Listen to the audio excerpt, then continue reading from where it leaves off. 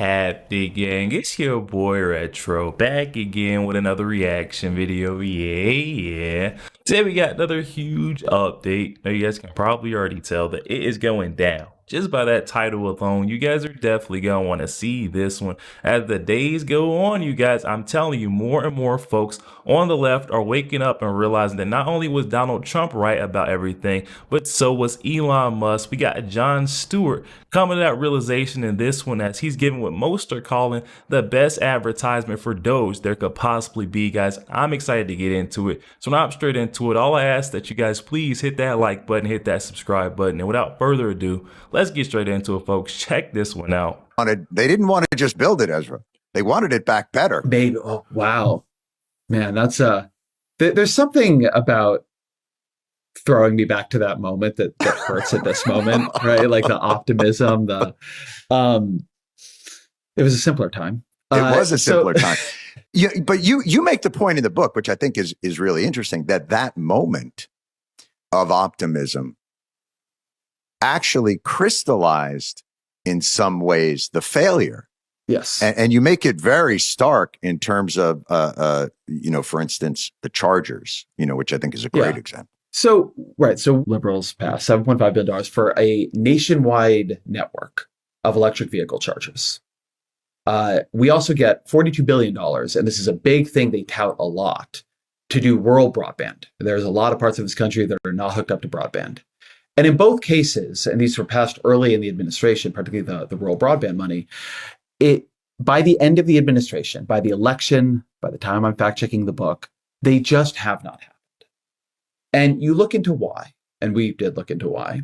And what you get are these incredibly baroque internal processes. I'll focus on rural broadband for a minute here, because that one was a good idea. Still a good idea. And they liked it. Like, that was the one they went around when they talked about the infrastructure bill. They were like, roads and rural broadband, right? And if you look into what happened, they created, not in the bill, but this is really important. We have this whole little Schoolhouse Rock song about like how a bill becomes a law, and it's like sitting on the steps of the I'm not going to ask you to sing it, Ezra. I've been practicing. I have been practicing. We don't have the song about how the law becomes reality, how the law becomes a series of implementation rules, then a notice of funding opportunity, then there's a comment period, then there's a challenge period for the comments, then there's a series of court cases. Right. And so for rural broadband, for instance, what you end up having is a 14-stage process. Like, there's a period where the Commerce Department needs to draw up a map of which parts of the country don't have the right amount of broadband. And then there's a challenge period on the map, and da-da-da-da, and da-da-da-da. And 56 states and jurisdictions try to apply for this money. And again, this passes at the end of 2021. They have time. By the end of 2024, 3 have got into the end of the process. They were trying. Wow. Three of these 56. Yes. End of the process, meaning they've actioned it, they've built it, or they've no, of course not. I didn't mean they've built it, Sean. Sorry, I confused you. Oh, dear They God. just got to the point where, in theory, they could get the money to build They it. had been approved for the money. Yes. Yes, basically. We have to issue the notice of funding opportunity within 180 days. That's step 1. Step 2, which all 56 state applicants completed, is states who want to participate must submit a letter of intent.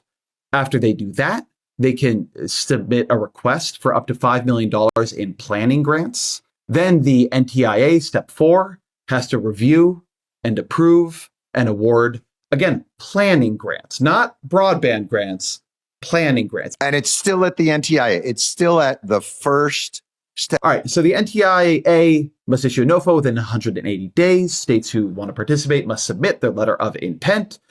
Step 3, they can request up to $5 million in planning grants. Just planning. Just planning. Step 4, the requests are reviewed, approved, and awarded by the NTIA, which currently all 56, 3 years later, all 56 applicants had passed through at least step 5. It took more than 3 years. So it's a long time.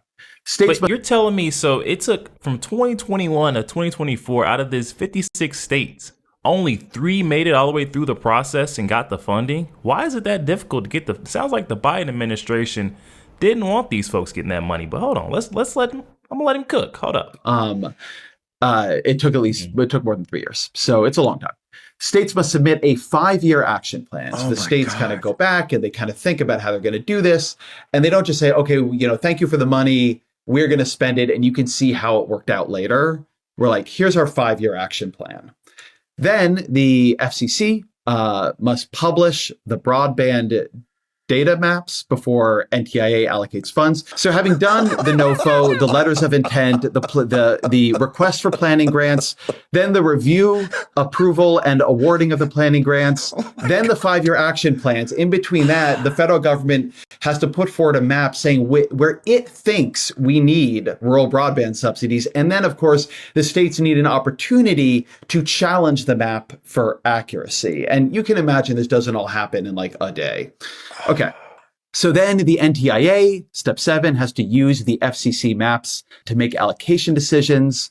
Then, having already done their letter of intent, guys, I'm with John. This thing sounds like it's taken long enough for us to forget that they stole and got away with stealing another $1 trillion, in my opinion. Oh my, I'm just noticing. I'm noticing, sitting back and noticing. Maps to make allocation decisions. What? Then, having already done their letter of intent, their request for planning grants, it's hard even to talk about this, man. Step 7 is NTIA must use the FCC maps that were already challenged for allocation decisions. Then, having submitted all this, I think this one is actually quite amazing. Yeah. Having submitted their 5-year plans or letters of intent, step 8 is states must submit an initial proposal. What? An initial Again? proposal to the NTIA. Then, is that the result of their $5 million planning fund? This I initial assume, proposal? but then what was the 5-year plan? And what the fuck did they apply for? What was their NOFO? Like, if the 5-year action plan isn't the initial proposal, then what's the 5-year action Forget plan? NOFO. Okay. MOFO. Step 9, NTIA must review and approve each state's, again, initial proposal. By my read, we have had at least 2 initial proposals here, but that's a different issue. Yeah, right? Oh my God. Come on. Step 10, states must publish their own map and allow internal challenges to their own map. So the government has published a map. They have invited the states to challenge the map. Then states have submitted initial proposals, and they then have to publish their own map and allow challenges. Wait, who's challenging it within the state? Well, organized interest groups, environmental groups, like I don't know who specifically, but any literally. And we get this reaction right here, and folks on the left will still vote Democrat next cycle around. It amazes me. These folks, they just don't wake up. Even when they see the truth, they're like, oh my goodness. And they blatantly ignore the next election. Oh my. Well, organized interest groups, environmental groups, like I don't know who specifically, but literally anybody. This is, right. I want to say something because it's very important I say this. This is the Biden administration's process for its own bill. They wanted this to happen. This is how liberal government works now. This is something they instituted for this bill. For their bill. This is a bill passed by Democrats with a regulatory structure written by Democratic administration. Okay. Right. Step 11.